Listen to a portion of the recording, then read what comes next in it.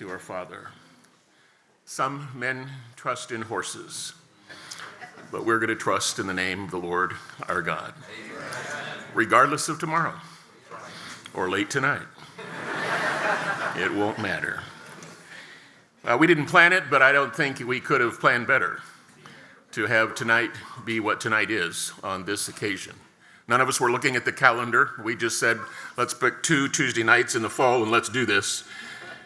Then we looked at each other and said, do you know what November 7th is? Or is it the 8th? See, we're supposed to be here last night. That's the problem. No, just teasing. All right. Dr. Tony Evans is the founder and pastor of the Oak Cliff Bible Fellowship. He's a graduate. He has the distinction of being the first African-American graduate with a doctoral degree from Dallas Seminary, and we're proud of that.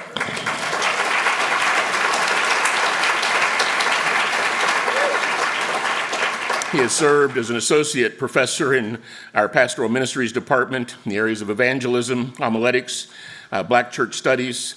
He's the founder and president of the Urban Alternative, former chaplain of the NFL Cowboys, present chaplain of the Dallas Mavericks. His radio broadcast, The Alternative, with Tony Evans, can be heard on nearly 1,000 U.S. radio stations and in more than 130 countries, which lets you know the ministry of the word transcends the state of Texas, Oak Cliff Bible Fellowship, the U.S., its truth, it's God's truth, and it's worldwide applicable. Dr. Evans has been married to Lois, his beloved wife, ministry partner for over 40 years. They're the proud parents of 4, the grandparents of 12, and though he's way too young, he's the great-grandparent of 1. They are. It's a privilege to call him a friend, board member for Dallas Theological Seminary, a very helpful partner in counsel. And thank you, Tony, for taking the time out to be with us in our chapel time tonight. Would you join me in welcoming Dr. Tony Evans?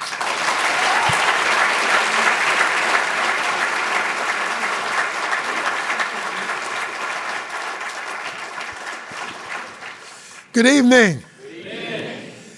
Can't believe they picked this date to ask me to speak. I believe they did it on purpose. This is called white on black crime. They would do that.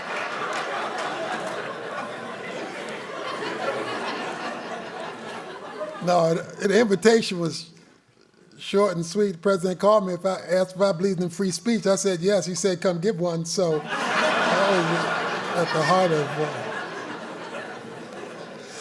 in all seriousness, I am very grateful to be here.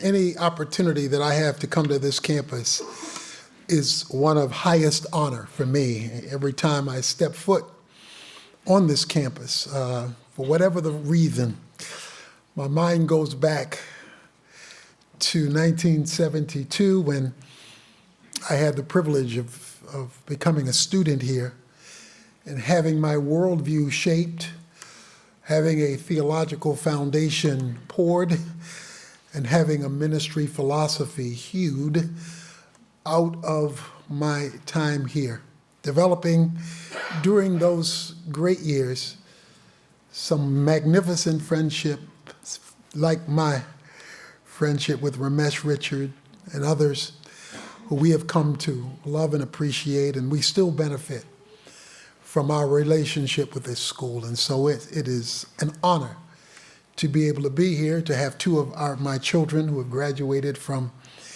the school and another one who is now attending. So it's quite an honor. It was stated that I spent a number of years as chaplain of the Dallas Cowboys. When my son, Jonathan Evans, who's a graduate of the seminary, finished his brief NFL career and then came and graduated from seminary, he took my place and is currently the chaplain for the team. He does the Bible studies for the team, does the chapels for the team, travels with the team, and carries on a great ministry with the players. All of you who know football and love football know that when there is a football game, 3 teams take the field. There is the home team in Dallas, of course, that's the Dallas Cowboys. And then there is a visiting team, this week, the Pittsburgh Steelers, and that means that there is going to be 3 hours of non-negotiable conflict. This conflict will occur because these two teams will automatically be at odds with each other, because they're headed in two different directions. There is a goal line here and a goal line there, and their job for the better part of 3 hours is to interfere with the other's progress. Nothing you can do can stop the war. It's the nature of the field on which they have gathered. But in the midst of these two teams has been inserted a third team. It's the team of officials. These are made up of the 9 officials whose job it is to be on the field but not of the field. Their role is to be in the middle of the conflict without becoming a part of the conflict. You see, they have been deputized from 345 Park Avenue in New York by the Commissioner Roger Goodell to represent the kingdom up there and the chaos down here. They have been deputized to be on the field, and while they will not stop the conflict, they are to make it manageable by their mere presence. Each one of these 9 officials has been given a book. This book, coming from the offices in New York, given to every official on the field, is designed to give them the governing guidelines by which all decisions are to be made on the field of play. You see, each official understands that his personal opinion must be subject to that book. He understands that his inclinations must be adjusted to the book he has received from the kingdom in New York. He understands that this will not be a popularity contest, because sometimes they know they will be booed by at least one of the teams and the hometown crowd if it goes against the hometown team. They know other times they're going to be cheered, but they also know that they're not there for the applause of the crowd. They're there to render decisions in the middle of the chaos based on the book that they've been given from the kingdom of which they have emanated from in the chaos that they find themselves. These officials are very distinguishable. You will never have to guess who they are.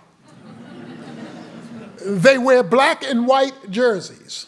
They do not don the jerseys of the competing teams because they don't belong to them. Now, to be sure, they are grossly outnumbered. There are 53 players on each team. There is the coaching staff of each team. And then there are thousands of people in the stands. And there are just 9 of them. But they understand that even though the players are younger, stronger, and faster, and they are older, fatter, and slower, they clearly understand that while the players have power, they carry authority, because they have a yellow flag and a whistle. Oh, to be sure, the players can knock you down, the refs can put you out, because they carry kingdom authority. You need to understand that you and I are God's officiating crew in a world of conflict. There is cultural conflict, racial conflict, police and citizenry conflict. There is Democrat and Republican conflict. And the clashes just keep on coming. That is the world in which you live, raise a family, and do ministry. That is the world in which God has placed you and me. He's given each of us a book. It's the same rule book. And he intends for all the decisions on the field of play by his officiating crew to be consistent with that book. A few years ago, the NFL officials went on strike. They went on strike. They sent in replacement officials. There was chaos on the field because the replacement officials didn't know the book. And so they were giving their opinions rather than ruling by authority from above. If there's one thing that Dallas Seminary did for me above all else, was to give me a view of an inerrant document that carried with it kingdom authority. And you and I have to understand why you matter now, Christ be not come, more than ever before. Because only you and I understand what's really going on in the conflicts that we've been called into the midst of. 2 Chronicles chapter 15, verses 3-6 puts it this way. In those days, there was no true God, no teaching priest, and no law. It goes on to say, there was no peace to him who went in or to him who went out. It says, city rose up against city and nation rose up against nation. In other words, cultural chaos. But then verse 6 ends with this word. It says, for God troubled them with every kind of distress. Personal conflict, family conflict, urban conflict, international conflict. But the cause of the conflict, we are told, is not that the devil made them do it. We're told that God troubled them with every kind of distress. Now, if God is your problem, only God is your solution. If God is the cause, only God is the cure. You see, what you are seeing on news every day and in the papers every day is a country and a culture experiencing what I call the passive wrath of God. In the Old Testament economy, it is plagued with the active wrath of God. Fire and brimstone falling from heaven, the earth opening up, the flood pouring down, where God directly brings judgment on a people, a culture, or a person. But the death of Christ in history greatly adjusted how God could relate to the world. For through the death of Christ, 2 Corinthians 5 says that God reconciled the world to himself.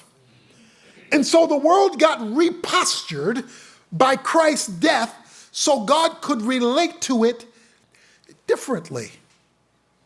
So now what the world normally experiences is not the active wrath of God that we regularly see in the Old Testament, but the passive wrath of God described in Romans chapter 1, verses 24, 26, and 28, when God says, and he turned them over, and he turned them over, and he turned them over. That is, he abandoned them to experience life without him.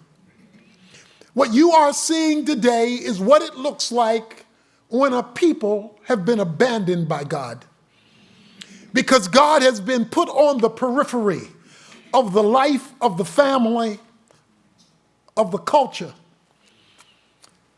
Some time ago, my wife asked me to go to Walmart to get some things for her. And you have to understand, I hate anything with Mart in its name. If Mart is in its name, I'm not interested in it. But on this particular Saturday, she had too many other things to do. And so I agreed to go to Walmart to get what she needed. I wanted to be there as soon as the doors opened. I wanted to be the first one in and the first one out. When I got there, the rest of Dallas had beaten me there. The parking lot was jam-packed with cars. I'm wondering, how could all these people be here this early? I went in, got my goods, stood in this long line, trying to figure out, how could these people be here this early? Come to find out, this Walmart was having a store-wide sale. See, everybody had shown up to get their goods at reduced prices, and it dawned on me, yep, that's what's wrong. Everybody wants God, they just want him on sale. As long as they can get God cheap, they'll shop there. The moment he comes at full price, they'll shop elsewhere.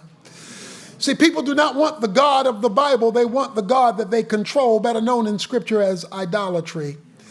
The God that you control. But the reason why the passive wrath of God was there in the New Testament, and as it is stated that he was the cause of the crisis in 2 Chronicles chapter 15, it goes on to say because during those days there was no true God. Now, it didn't say there was no religion. It didn't say people didn't still go to temple or what we would call today church. But the God of the Bible and the God that they were dealing with was not the same person. God had been dumbed down to be a glorified man. Homocracy had replaced theocracy.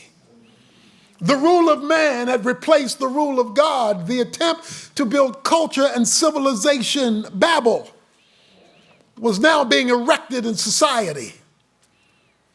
And so there was no true God while there was plenty of religion. It says the second thing that was wrong, that was really responsible for the first thing, verse 3 says, is that there was no teaching priest. The pulpits had preachers, but they weren't saying much of anything. You see, a mist in the pulpit is a fog in the pew. When pulpits are weak, and then members become weak, then referees fail to call the right plays. The reason why there is a racial divide in the country is because 11 o'clock on Sunday morning is still the most segregated hour. The reason why the culture is in disarray is that the officials can't get together and make a unified call.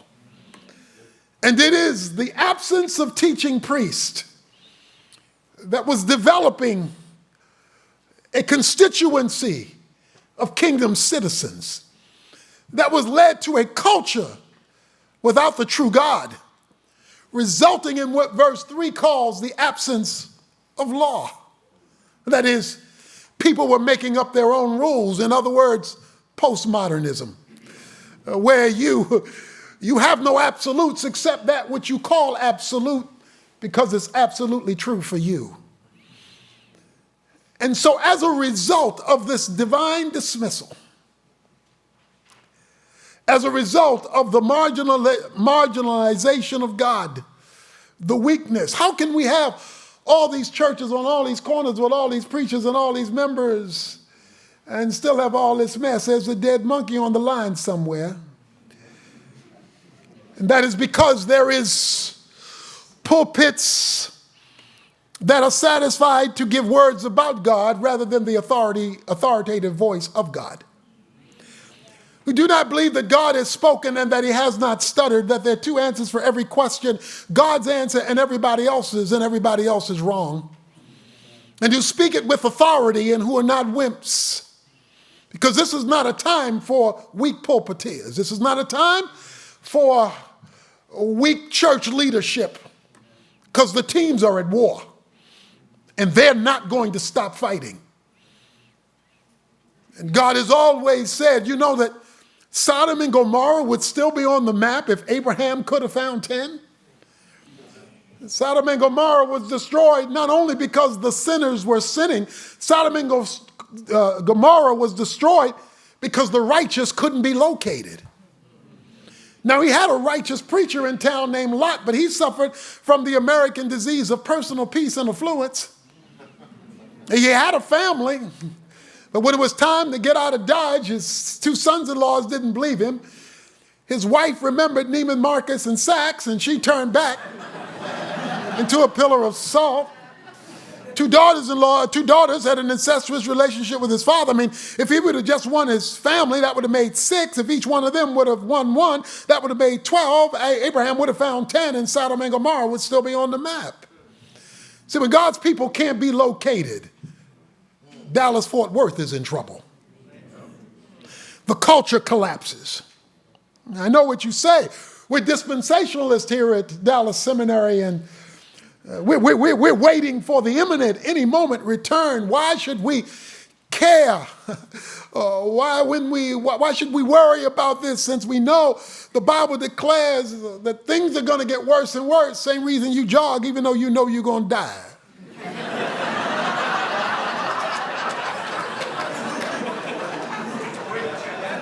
You don't use the reality of death as an excuse for inertia. No, that's why he says in verse 4, he says, in their distress, they called on him. In their distress, they called on him. That's the same statement that's made about what God caused in verse 6. In verse 6 it says, he caused distress. In verse 4 it says, in their distress, the thing he caused, they called on him. And he let them find him. He put them in a position that only he could fix. And the way it is now in our culture, in the redefinition of the family, in the taking of the lives of the unborn, in the racial strife, and you name the issue, God caused it. And when you understand God causes it, then you have to understand only God can fix it. And make no mistake about it, my brothers and sisters, God is not going to skip the church house to fix the White House. He's not going to bypass his people. Ephesians 3:10, God checks with the church before he deals with the principalities and the powers and the rulers. And until he discovers that the church is ready to act and rule on his behalf, then the culture deteriorates, because the referees are more interested in being popular than being principled. So this is not a time merely to just learn great theology, as foundationally important that is. But this is a time for men and women of God to rise up and to bring God unapologetically and definitively into the public square. This is not a time for secret agent Christians and spiritual CIA representatives. God is not looking for covert operatives. Everybody else is coming out the closet. You might as well come out too.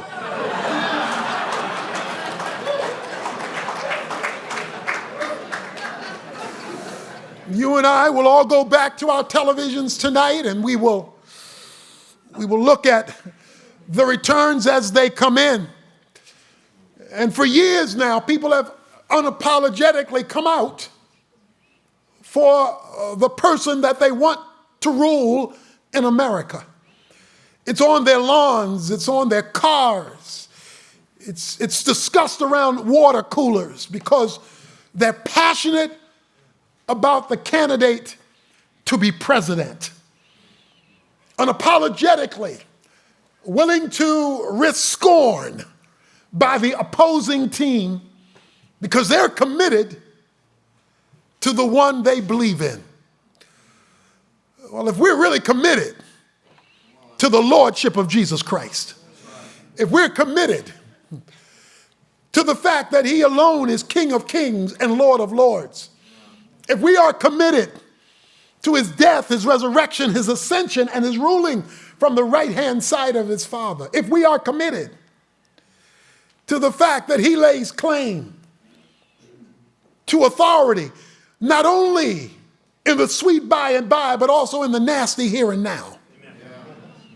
When you understand that he has authority, exousia, over heaven and earth, legitimate right to rule, then you don't come at this as a weakling. You come at this with kingdom authority.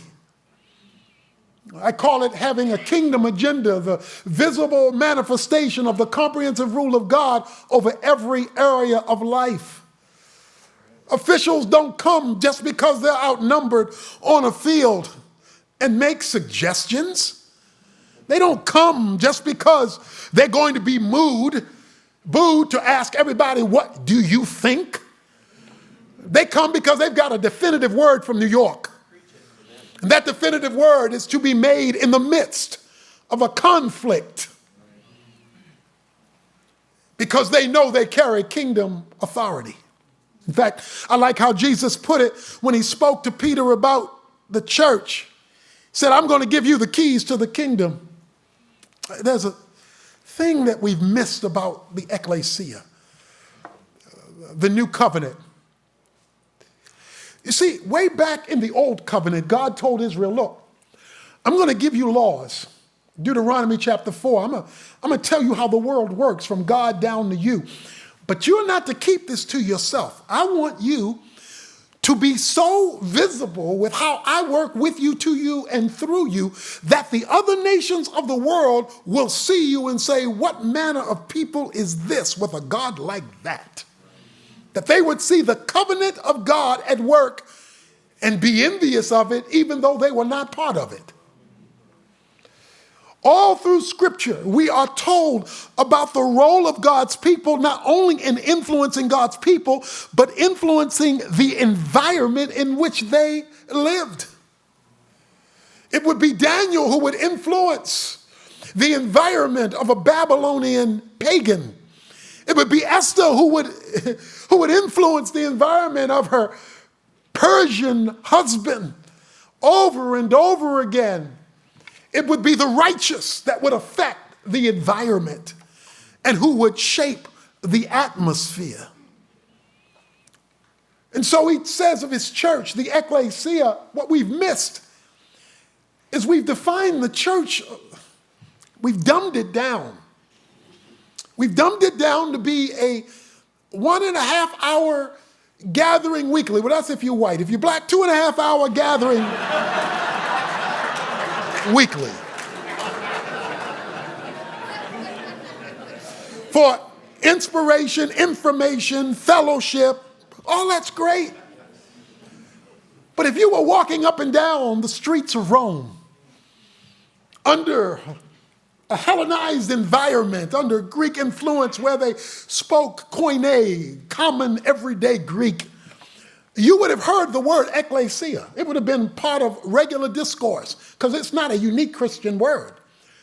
Because the ecclesia was regularly and normatively used of a legal gathering, a city council, a Congress, some legal body that had gathered to pass laws. It was a legal gathering. The word means called out ones, but the question is called out from what, for what, to what? Well, it was called out of the general population in order to execute legal instruction on behalf of the populace. They were the legislators. That was the gathering or the assembly of the ecclesia. It's used that way in Acts chapter 19. In Acts chapter 19, verse 39 and verse 41, he says the assembly gathered, get this, to pass laws against the church. But he uses the Greek word ecclesia twice, because the ecclesia was a legislative body. Jesus grabs that word, sanctifies it, and says, I will build my ecclesia, my legal gathering. It is the job of the church to legislate from heaven to history. We are to be God's embassy. An embassy is a small replication that represents a bigger nation. We are embassies on earth that reflects the value systems of heaven located in history. He says, I will give to you, and only you, because nobody else has it, the keys to the kingdom. You ever been in a hurry and not been able to find your keys? Or maybe you're like me, you got keys on your key ring and you don't even know what some of them go to. So they become useless keys.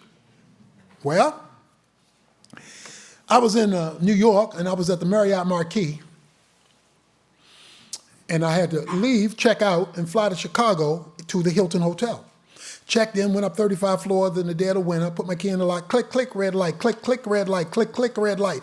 Well, right now, I'm evangelically ticked off. I've got all this luggage. I've been going all the way up, and now I got to go all the way down and tell this guy, this key does not work. He said, excuse me, sir, that key doesn't go to this hotel. I was trying to put my Marriott key that I didn't throw away in a Hilton lock, and those kingdoms don't mix. What we often find in churches today is they don't legislate from heaven.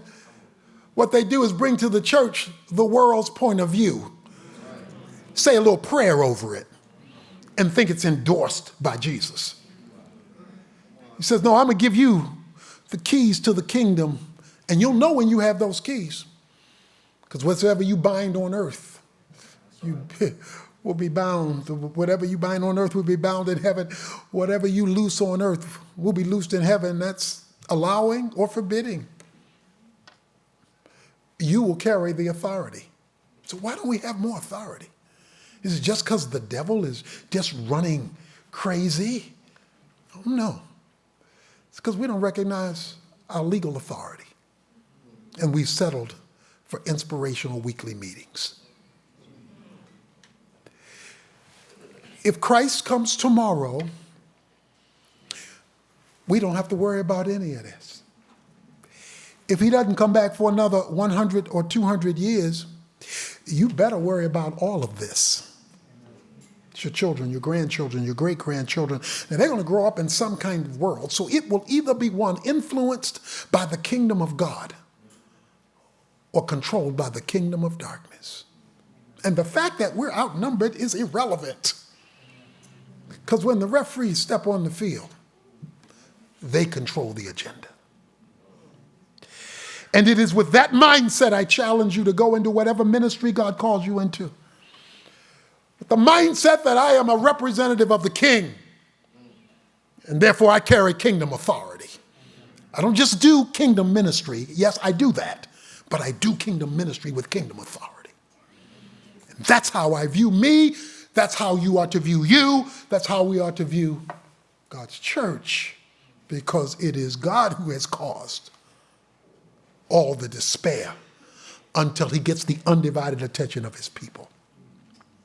A gentleman one day was on his way to his honeymoon with his lovely bride. They were traveling on this country road